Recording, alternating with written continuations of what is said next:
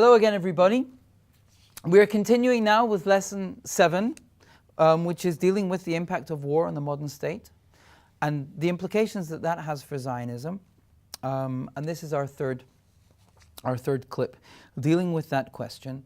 And essentially, in this clip, I would like to look at some passages from a series of lectures that were given by Jacques Derrida, and that were collected and published in this book, which is called The Beast and the Sovereign. Now, Derrida is very well known as the father of deconstruction, and is generally considered to be one of the significant voices in what we call the postmodern movement. And the postmodern movement, I think, in many ways, I think it's fair to say, can be seen as a reaction to the shock of both the First and the Second World Wars. The notion that liberal, enlightened, modern culture and liberal, enlightened, modern politics would bring the world to a condition of self-redemption. That notion that is really at the heart of humanism. We don't need to wait around for God to come and redeem us. We can redeem ourselves. That idea, and I deliberately framed it in that way so as you can hear the echoes with Zionism, which was, of course, we don't need to wait. We can return to the land. We can reestablish Jewish life, and we're going to do it by building a modern state. Zionism embraces this kind of an ideology in 19th century culture because it sees the correlation between the redemptive hopes of the Jewish people, the messianic hopes of the Jewish people, and the notion that those hopes can be fulfilled through self-redemption. It sees that in the context of the processes whereby 19th century and early 20th century Western culture and politics believed that the project of humanism, the study of the humanities, which today is sadly considered significantly less important in public culture than it once was, and the construction of humanitarian and humanist politics, all of that was seen as a self-redemptive project. And after the First World War and after the Second World War, the shock was huge. And I suppose at first it was a shock about where did Nazism come from. But as time went on, I think there were more and more thinkers, and I think it's important to pay attention to the number of them who were Jews, such as Adorno and George Steiner and Horkheimer and Derrida and Hannah Arendt and others, who said this isn't just about what happened to the Nazis. This is about the whole collapse of a cultural context, which was really the cultural context of post-Enlightenment, Western liberal humanism. If it was going to redeem itself after 1945, the hope for that seemed as if the whole thing needed to be dismantled and all the different broken parts needed to be separated out. You know, don't try and put Humpty Dumpty back together. Let's keep all the different parts and let's look at them and understand what each one is and what it says and what it does. And that's, you know, notions of truth and notions of justice and notions of language and notions of understanding and notions of collective identity and notions of everything. They are what they are. We can't change them, but let's try and take them apart and look at them and see how they've been constructed. And that's the process that we think of as deconstruction.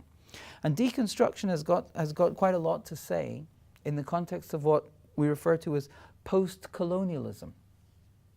Post-colonialism is a look at the way in which the Western world framed the rest of the world, but from the perspective of the colonial, from the perspective not of the West, but the perspective that's seen from Africa, the perspective that's seen from India, the perspective that's seen from wherever. Now, this post-colonial experience is actually a Jewish experience as well. It's a Jewish experience because the Jews are the outsiders in Europe, but it's also the Jewish experience because not all Jews live in Europe. And not all Jews come from Europe or America or the Western world. Jacques Derrida, who's French, wasn't born French, and he wasn't born Jacques, and he wasn't born Derrida. He was actually born as Elie Derry, and he was from Morocco. He was from Algeria.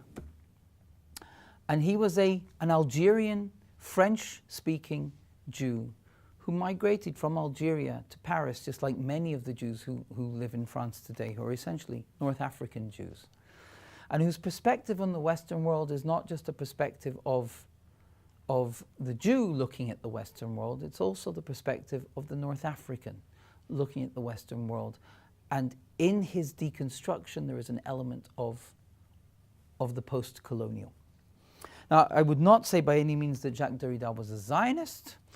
He was also not an anti-Zionist. I had the privilege of sitting on the stage with him here at the Hebrew University. When I received my PhD, he was given an honorary doctorate by the university, and I know that he was a regular visitor to the State of Israel, and he identified more and more in his later life with the idea of his Jewishness.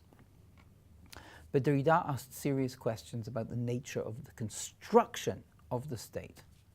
And in The Beast and the Sovereign, in these lectures, Derrida looks at what he calls the zoology of the state, which is to see the extent to which, however you look at democracy and press and freedom of the press and the separation of the different elements of the state, even without the concentration of power, states and sovereignty itself are ideas that have tremendous power.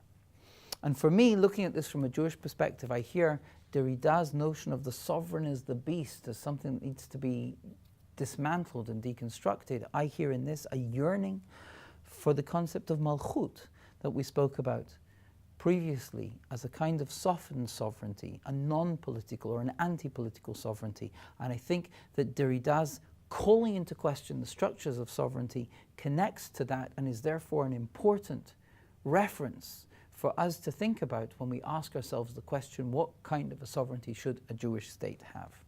Now let's look at the passages that I've chosen to look at, because I think he gives us a sense here of some of the things that sovereignty perhaps can tell us about the ego. Let me interrupt for a moment. This is Derrida talking about Rousseau. He interrupts himself. Why? He wants to take an aside to emphasize that sovereignty is the artificial soul. That's so interesting. We read in Rav Kook that sovereignty, as malchut, is the journey into the authentic soul that the land of Israel and the return to the land of Israel is all about. Talking about Western sovereignty, Derrida tells us that it is the artificial soul.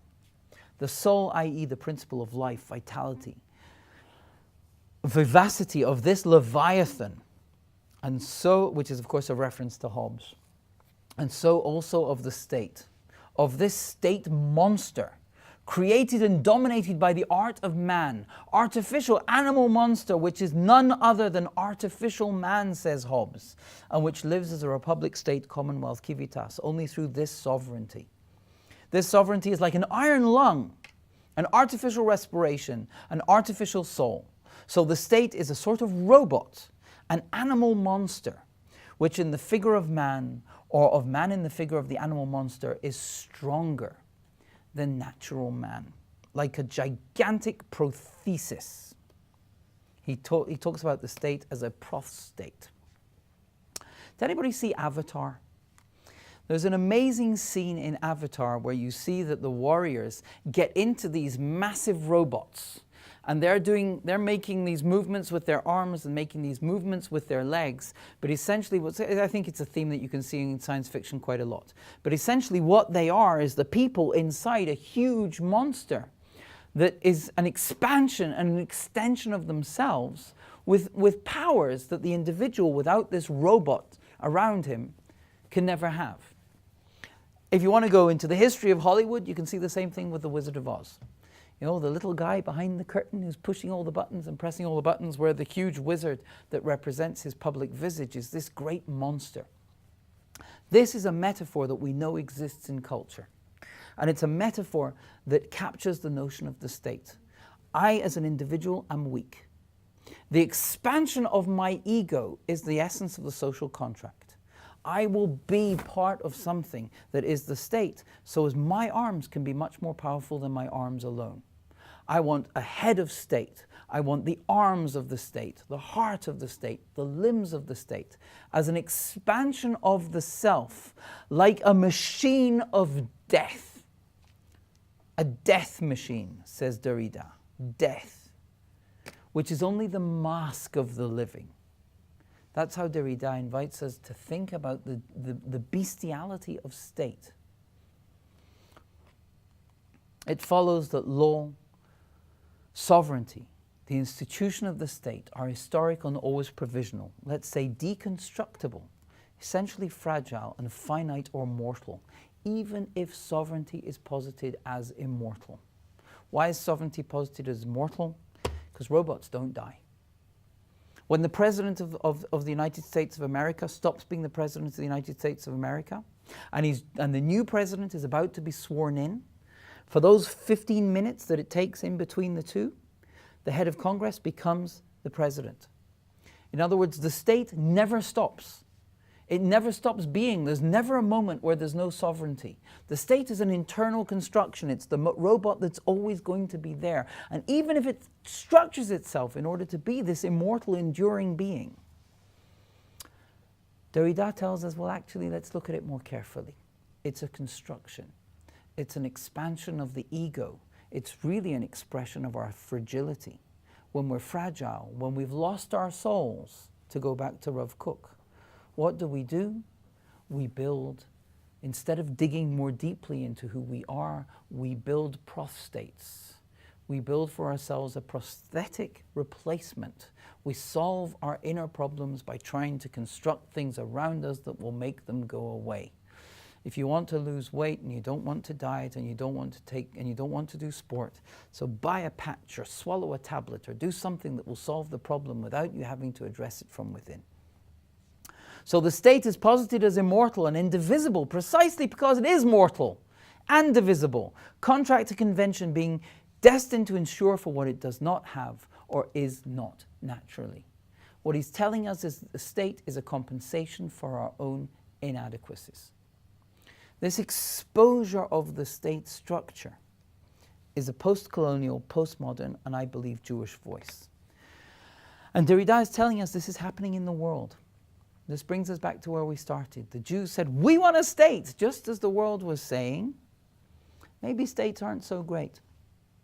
This deconstruction is what is happening, as I often say, and is what is happening today in the world through crises, wars, phenomena of so-called national, international terrorism, massacres that are declared or not, the transformation of the global market and of international law. What is happening is so many events that are affecting the classical concept of sovereignty and making trouble for it.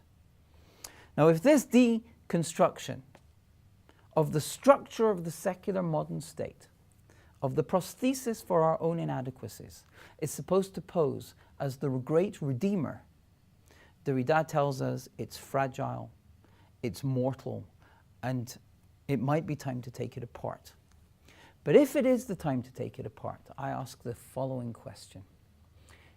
If, as this is happening, the Jewish state is coming into being, and we're still forming it, we're still giving it its character, is this not an opportunity for people engaged in thinking about the philosophy of Zionism to say not just how do we build a Jewish state, but how in building a Jewish state do we reinvent this concept of the state as a journey into the soul and not as a compensation for our perennial exile from it?